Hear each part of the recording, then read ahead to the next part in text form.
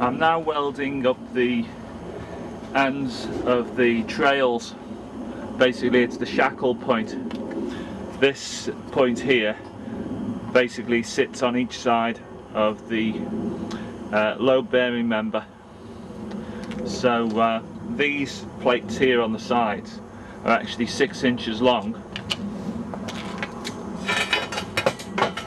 and they slightly taper in towards the rear as on the original gun.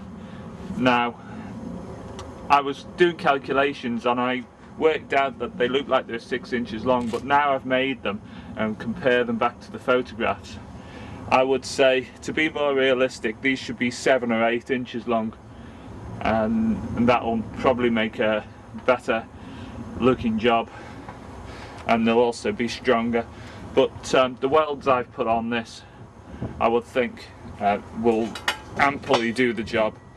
I'm also putting a plate in the end here to seal off the end of the box section. It's a 2-inch box section. So I'm welding this plate all the way around and on the insides here. So I'm just getting on with that.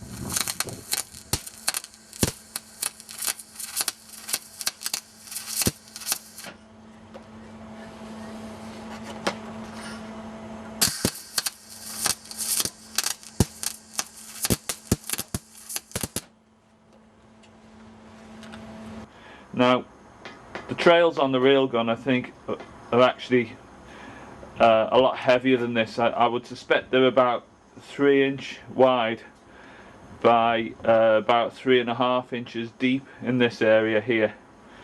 But that's not an easy stuff to try and get hold of. So I'm just using the 2-inch box section, which I've got here. It's cheap enough to get hold of.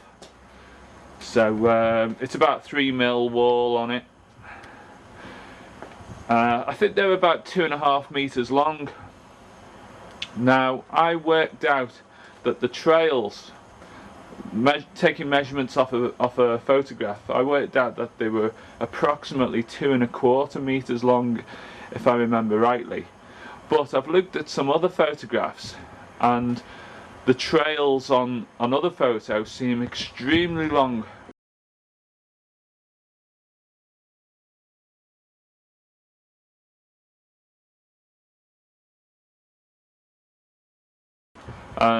So I'm thinking that it might be best if I just leave them at that length, which is about 2.5.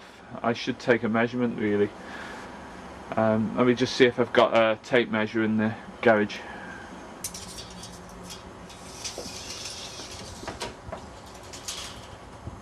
Yeah, they're 248 centimetres long. That's taking into account the extensions I've welded on, where they connect to the load bearing member for the gun. So for the moment I think I'll leave them at that length. So here's the ends of the two trails. Now as I'm leaving these outside in the rain, I've painted up the ends where I've done all the welding. There's a little bit of rust there, but nothing to worry about.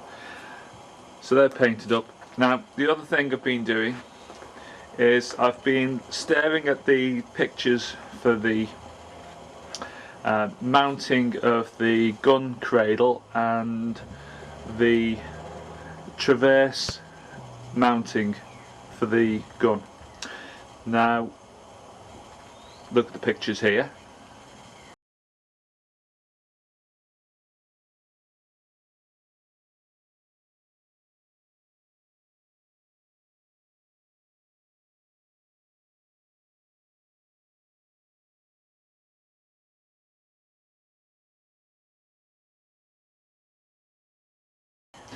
Now from those pictures I've basically worked out the shapes to cut, and this would be, if you're looking from the back of the gun, this will be the left hand side part, and that one down there is the right hand side.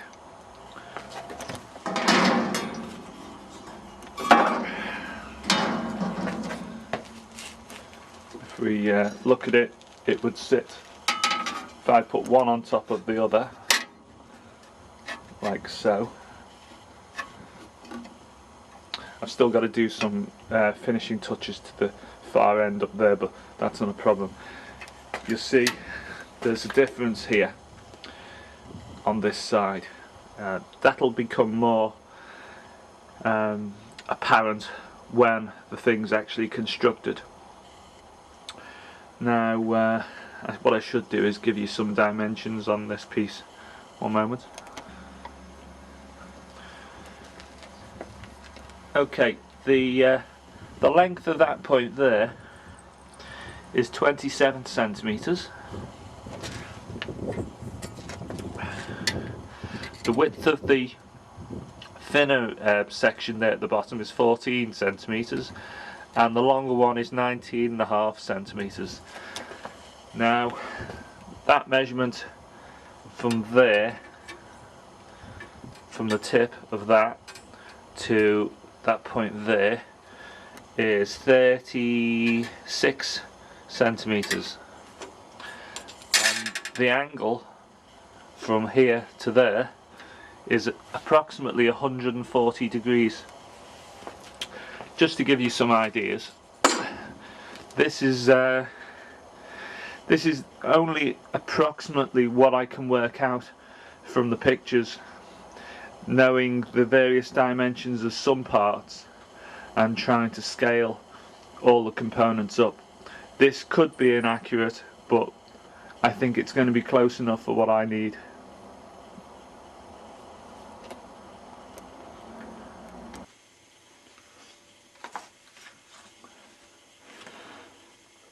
This is the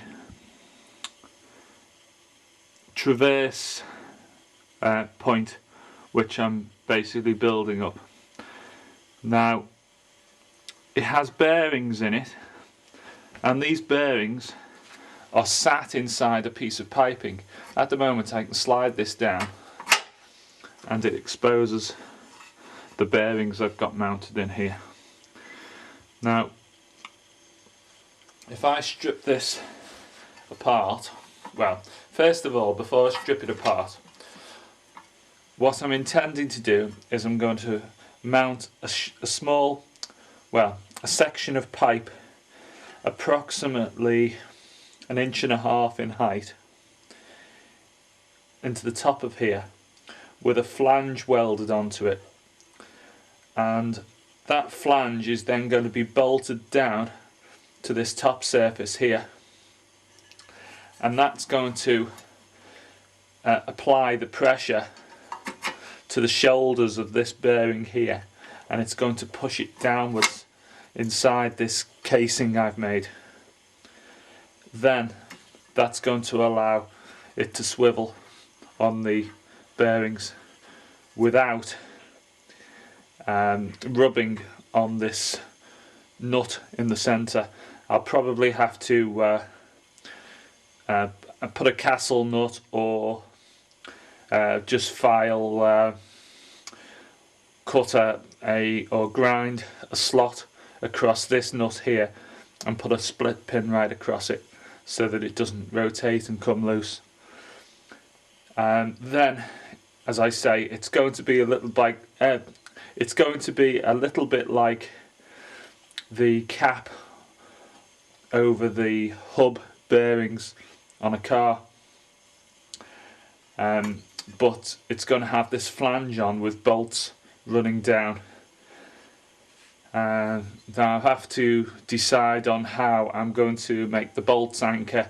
It could be that I'll take them all the way through here and have a nut underneath. I think that's probably the easiest way to do it. Now I'm going to strip this down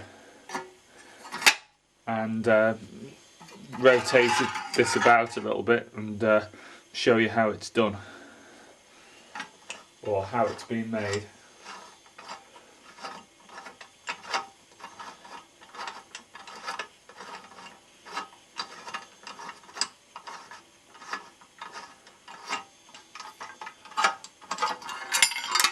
Okay, now you'll see here how it's basically done. There's a piece of piping which I've actually closed the diameter up on the piping so that the bearings were a reasonably decent fit inside. Not much movement left and right. Now you can see there's a hole at the base of this which is larger than the shaft which is running through. That enables me to put this spacer tube in there, and that basically sits on the central part of the bearing without it rubbing on the casing of the traverse mounting. So it does that. Now, in this corner here, it's going to be cut away into a curve, and there's going to be a dummy worm drive system set up here in the corner. I'm not actually going to put a traverse mechanism, a geared traverse mechanism on it. I'm just going to make a dummy one. Reason being, to fabricate one which looks like the original and performs would probably be quite expensive in terms of getting hold of the correct gears to make it look correct. So because I want to try and make it look correct to the original gun, within reason, I'm going to put a dummy unit on it and not have any and not make any geared traverse system. I decided I could make a traverse system, but it wouldn't look like the original. So to keep things simple and to make it look more original, I've decided not to put a geared system in. Now if you compare this to the pictures, you'll see what I'm talking about.